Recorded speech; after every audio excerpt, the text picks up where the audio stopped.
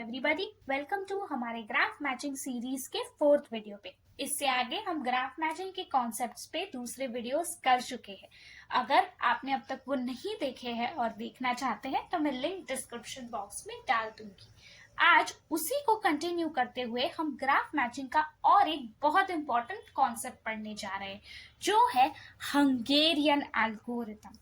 Hungarian algorithm का दूसरा नाम कन-मंकर्स एल्गोरिथम भी है। तो अगर किसी जगह आपको कन-मंकर्स एल्गोरिथम लिखा हुआ मिले तो आप जानते हैं कि वहां पे आपको हंगेरियन एल्गोरिथम ही परफॉर्म करना है। तो ये बात ध्यान में रखें। हंगेरियन एल्गोरिथम या फिर कन-मंकर्स एल्गोरिथम को क्यों यूज किया जाता है? तो उसको मैक्सिमम वेट मैचिंग फाइंड करने के लिए यूज किया जाता है। अच्छा, अब मैक्सिमम मैचिंग तो हम आगे पढ़ चुके हैं, तो सबको पता है कि जितने भी एक ग्राफ में मैक्सिमल मैचिंग आप फाइंड कर सकते हो, उनमें से एक ऐसा मैचिंग जिसमें सबसे ज्यादा एजेस हो तो उसे मैक्सिमम मैचिंग कहा जाता है। पर ये मैक्सिमम वेट मैचिंग क्या है? तो जब आप ग्राफ में एजेस के साथ साथ उनके वेट को भी ऐड कर दो तो और उसके बाद मैक्सिमम मैचिंग फाइंड करो तो उसे मैक्सिमम वेट मैचिंग फाइंड करना कहा जाता है। इसका मतलब क्या हुआ कि हंगेरियन एल्गोरिथम एक वेटेड ग्राफ के लिए यूज होता है। इसका मतलब ये नहीं है कि आप इसको नॉन वेटेड ग्राफ के लिए नहीं यूज कर सकते हो। ऑफ कोर्स आप उसे नॉन वेटेड ग्राफ के लिए यूज कर सकते हो अगर आप अज्यूम कर लो कि सारे एजेस का वेट सेम है या फिर 1 है, तो आप उसे एक नॉन वेटेड ग्राफ के लिए भी यूज कर सकते हो। बट आइडियली ये एक वेटेड ग्राफ के लिए यूज होता है। ऑल्सो रिमेंबर कि हंगेरियन एल्गोरिथम एक असाइनमेंट प्रॉब्लम है। तो असाइनमेंट प्रॉब्लम तो हम आगे बहुत डिस्कस कर चुके हैं, तो मैं इसके डेप्थ में नहीं जाऊंगी, बट दिमाग में रखिए कि हंगेरियन एल्गोरिथम एक असाइनमेंट प्रॉब्लम है। बट अब हमने ये तो डिस्कस कर लिया कि Hungarian algorithm maximum weight matching को फाइंड करने के लिए यूज होता है, बट वो सारे ग्राफ्स के लिए नहीं यूज हो सकता है। हंगेरियन एल्गोरिथम एक बहुत ही स्पेसिफिक एल्गोरिथम है जो बहुत स्पेसिफिक ग्राफ्स के लिए ही यूज हो सकता है। और वो लिमिटेशंस ये है कि हंगेरियन एल्गोरिथम सिर्फ एक बाइपर्टाइट ग्राफ के लिए यूज हो सकता है। Always remember, only for bipartite graph. कोई भी और ग्राफ में मैक्सिमम वेट मैचिंग फाइंड करने के लिए आप हंगेरियन एल्गोरिथम या फिर कन-मंकर्स एल्गोरिथम का यूज नहीं कर सकते हो, ओनली फॉर बाइपर्टाइट ग्राफ्स। अभी लेकिन ग्राफ के सिर्फ बाइपर्टाइट होने से काम नहीं चलेगा। ग्राफ को बाइपर्टाइट होने के साथ साथ इवन वर्टेक्सेस की भी जरूरत पड़ेगी, बिकॉज कन-मंकर्स या फिर हंगेरियन एल्गोरिथम को यूज करते वक्त हम बीच में एक स्टेप में परफेक्ट मैचिंग का यूज करते हैं, और हम आगे ये बात पढ़ चुके हैं कि परफेक्ट मैचिंग सिर्फ इवन नंबर वर्टेक्सेस वाले ग्राफ में ही वर्क हो सकता है। तो ऑलवेज रिमेंबर कि हंगेरियन एल्गोरिथम सिर्फ एक बाइपर्टाइट और इवन वर्टेक्सेस वाले ग्राफ में ही यूज हो सकता है। तो ये तो हो गया उसका डिस्क्रिप्शन। चलिए अब एक एग्जांपल के साथ देखते हैं कि हंगेरियन एल्गोरिथम कैसे वर्क करता है। तो अज्यूम कीजिए कि ये आपका बाइपर्टाइट ग्राफ है जिसके लिए आपको मैक्सिमम वेट मैचिंग फाइंड करना है। तो हंगेरियन मेथड के अकॉर्डिंग आपका स्टेप 1 क्या होगा? आपका स्टेप 1 है कि for each vertex on left subtract minimum weight from all edges. इसका मतलब क्या है? इसका मतलब ये जो सारे वर्टेक्सेस है ना जो लेफ्ट साइड पे है, उनमें से हर एक वर्टेक्स के आउटगोइंग एज में से आपको मिनिमम वेटेड एज फाइंड करनी है, और उस मिनिमम वेट को आपको बाकी सारी एजेस में से सब्सट्रैक्ट करना है। तो सबसे पहले W1 से शुरू करते हैं। तो W1 से 3 एजेस जा रही है, 1, 4 और 5। इन तीनों में से सबसे मिनिमम कौन सी है? तो 1 है। तो अब इस 1 को हम इन तीनों एजेस में से सब्सट्रैक्ट करेंगे। तो अगर 1 में से 1 को सब्सट्रैक्ट करेंगे तो इस एज का वेट हो जाएगा 0। सिमिलरली अगर 4 में से 1 को सब्सट्रैक्ट करेंगे तो इस एज का वेट हो जाएगा 3, और 5 में से 1 को सब्सट्रैक्ट करेंगे तो 4। फिर W2 की बारी आती है। 5, 7 और 6 में से मिनिमम वेट कौन सा है? 5। तो हम 5 को सब्सट्रैक्ट करेंगे 5 से, तो 0। 7 माइनस 5 इज 2 और 6 माइनस 5 इज 1। फिर W3 की बारी आती है, तो मिनिमम वेट 5 को हम इन तीनों एजेस में से सब्सट्रैक्ट करेंगे, तो ये है 0, 8 minus 5 is 3 and 8 minus 5 is again 3। तो स्टेप 1 कंप्लीट करने के बाद हमारा ग्राफ कुछ ऐसा बचता है। तो फिर स्टेप 1 कंप्लीट करने के बाद मुझे जो ग्राफ मिला है उस ग्राफ को मैंने यहाँ पे मोर क्लियरली लिख दिया है। बस वेट्स को लेफ्ट अलाइन लिखने के बदले इस बार मैंने राइट अलाइन लिखा है ताकि स्टेप 2 में हमको हेल्प मिल सके। तो हंगेरियन मेथड का स्टेप 2 ये कहता है कि for each vertex on right subtract minimum weight from all edges. इसका मतलब हमें स्टेप 2 में वही करना है जो हमने स्टेप 1 में किया है, बट इस बार हमारे राइट साइड के वर्टेक्सेस के लिए।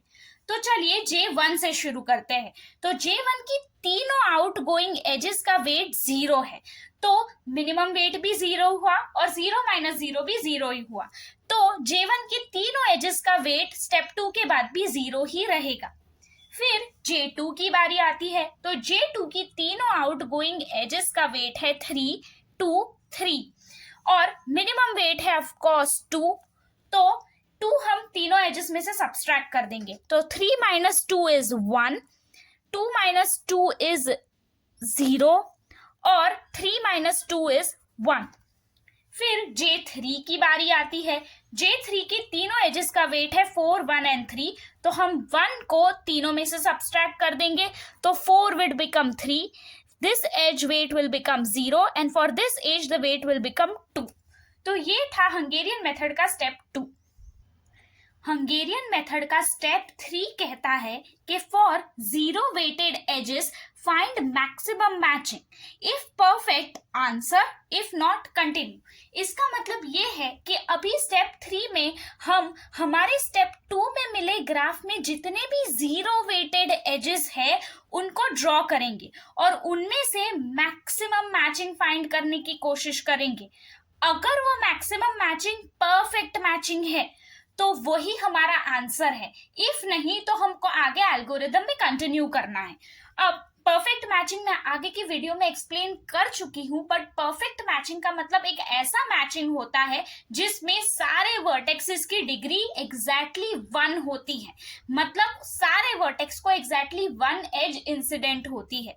तो इस केस में चलिए इस ग्राफ में हमारी सारी 0 वेटेड एजेस डाल देते हैं। तो ये एज है 0 weighted edge and then this edge is also 0 weighted edge और ये भी एक 0 वेटेड एज है। J2 में से जाने वाली एक सेंट्रल एज है 0 वेटेड एज और यहाँ से जाने वाली W2 और J3 के बीच वाली एज भी 0 वेटेड एज है। मैंने इस ग्राफ में सिर्फ सारी 0 वेटेड एजेस को ड्रॉ कर दिया है। अब अगर हम इनमें से मैक्सिमम मैचिंग फाइंड करने की कोशिश करें तो लेट्स से हमने W1 J1 वाली एज को मैक्सिमम मैचिंग के लिए लिया है, ओके। तो अब हम इससे एडजेसेंट कोई भी एज नहीं ले सकते हैं, मतलब आप ये एज नहीं ले सकते हैं और ये एज भी नहीं ले सकते हैं। तो लेट्स से हमने ये वाली एज ले ली इन दोनों के बीच में। अब आप इससे एडजेसेंट भी कोई एज नहीं ले सकते हैं, मतलब आप ये एज नहीं ले सकते हैं।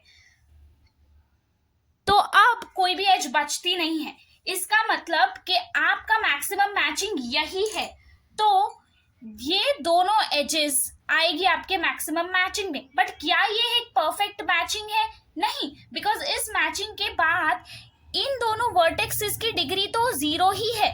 इसका मतलब ये परफेक्ट मैचिंग नहीं है, इसका मतलब हमें एल्गोरिथम में आगे कंटिन्यू करना होगा। Continuing with step 4 of Hungarian algorithm, find minimum vertex cover for graph in step 3। मतलब हमारे स्टेप 3 में हमने जो ग्राफ यूज किया है वही ग्राफ हम यहाँ पे कॉपी करेंगे और उसमें हम मिनिमम वर्टेक्स कवर फाइंड करेंगे। अब ये मिनिमम वर्टेक्स कवर क्या होता है? मिनिमम वर्टेक्स कवर का मीनिंग है take minimum edges such that 1 vertex of each edge taken, मतलब इस ग्राफ में हमें एजेस कुछ इस तरह से लेनी है कि हमने सबसे मिनिमम एजेस ली हो, पर हर एक एज का एटलीस्ट एक साइड का वर्टेक्स कवर हो गया हो। तो मिनिमम वर्टेक्स कवर फाइंड करने का सबसे इजी मेथड क्या है पता है? अपने ग्राफ में हाईएस्ट डिग्री वाले 2 वर्टेक्स ढूंढ लो और उन वर्टेक्सेस के बीच में कोई एज जा रही है ये देख लो। जैसे कि हम यहाँ पे देखेंगे तो W1 का डिग्री क्या है? W1 की डिग्री है 1 क्योंकि ये एक ही एज से इंसिडेंट है।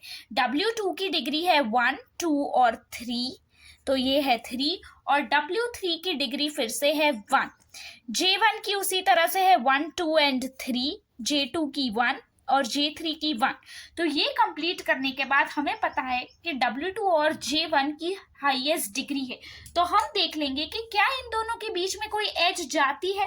अगर वो एज जाती है तो उसे अपने वर्टेक्स कवर में इंक्लूड कर दो, यानी ये वाली एज। तो हमारे वर्टेक्स कवर में ये एज तो होगी। उसके बाद चेक करो कि क्या कोई ऐसा वर्टेक्स या कोई ऐसी एज बचती है जिसका एक साइड का वर्टेक्स हमारे वर्टेक्स कवर में अब तक नहीं आया है। तो देखो W1, तो W1 का एक साइड का वर्टेक्स यानी J1 आ चुका है। W2 और J1 की तो पूरी एज है ही। क्या इस एज का एक साइड का वर्टेक्स आ चुका है? हाँ, J1 आ चुका है। तो फिर क्या इस एज का कोई एक साइड का वर्टेक्स आ चुका है? हाँ, W2 आ चुका है। क्या इस एज का एक साइड का वर्टेक्स आ चुका है? हाँ, तो W2 आ चुका है। इसका मतलब हमारे ग्राफ में कोई भी ऐसी एज नहीं बची है जिसका एटलीस्ट एक साइड का वर्टेक्स अंदर ना आ गया। इसका मतलब ये एज हमारे इस ग्राफ का मिनिमम वर्टेक्स कवर है। तो ये हमारा स्टेप 4 कंप्लीट हो गया हंगेरियन एल्गोरिथम का, जो था इस ग्राफ का मिनिमम वर्टेक्स कवर फाइंड करना। नाउ अब हम स्टेप 5 पे जाएंगे। स्टेप 5 थोड़ा कॉम्प्लेक्स है, तो ध्यान से सुनना। तो अगर delta number of edges in minimum vertex cover को हम अज्यूम कर लेते हैं तो हमारे केस में डेल्टा की वैल्यू हो जाएगी 1, ठीक है, क्योंकि हमारे मिनिमम वर्टेक्स कवर में एक ही एज थी। अगर हमारे मिनिमम वर्टेक्स कवर में 2 एजेस होती तो डेल्टा की वैल्यू 2 हो जाती, बट हमारे केस में ये 1 है। तो अज्यूम करके चलिए कि यहाँ पे डेल्टा की वैल्यू 1 है।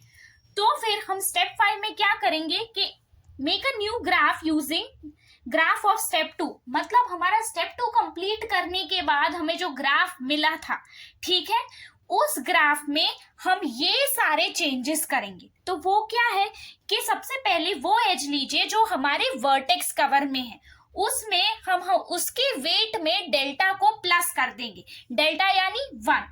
तो यहाँ पे मैंने ये एज हाईलाइट कर दी है जो हमारे मिनिमम वर्टेक्स कवर में थी। तो अब उसका वेट प्रीवियस ग्राफ में 0 था, ठीक है, तो हम उसमें डेल्टा को ऐड कर देंगे, यानी अब वो 0 से हो जाएगा 1 क्योंकि हमारे डेल्टा की वैल्यू 1 है, ठीक है। फिर वो एजेस जो 0 वेटेड वाली है उनका वेट वही रहेगा जो हमारे इस ग्राफ में था, मतलब W का W ही रहेगा।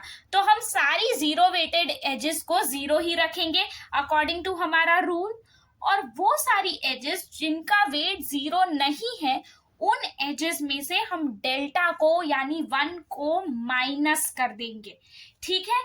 तो अब ये एच को लेते हैं, इसका वेट 0 नहीं है, तो 1 माइनस डेल्टा यानी 1 हो गया 0, यानी इसका वेट भी 0 हो गया। 3 माइनस डेल्टा हो गया 2, यानी इस एच का वेट हो गया है 2। फिर इसकी बारी है, तो 1 माइनस डेल्टा इज अगेन 0 और 2 माइनस डेल्टा यानी 1 हो गया 1। तो ये स्टेप कंप्लीट करने के बाद हमारा फाइनल ग्राफ कुछ ऐसा होगा। हमारा स्टेप 5 कंप्लीट करने के बाद हमें ये ग्राफ एज फाइनल ग्राफ मिलता है, ठीक है। और उसके बाद अब लेट्स सी स्टेप 6 क्या है। स्टेप 6 है रिपीट फ्रॉम स्टेप 3। मतलब हमारे एल्गोरिथम के स्टेप 3 से हम बाकी के सारे स्टेप्स रिपीट करेंगे हमारे एल्गोरिथम में। तो हमारे एल्गोरिथम का स्टेप 3 क्या था कि find maximum matchings of 0 weighted edges.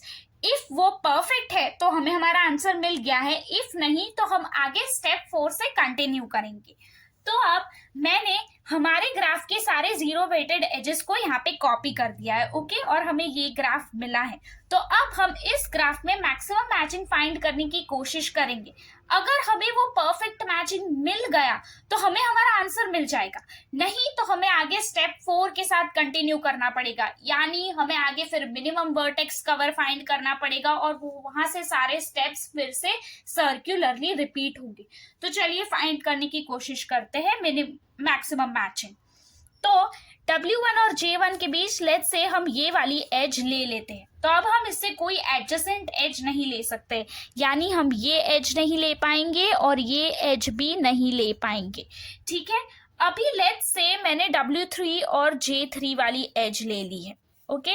Let's say हमने ये एज ली है, तो फिर अब हम ये एज नहीं ले पाएंगे बिकॉज ये एडजेसेंट एज है।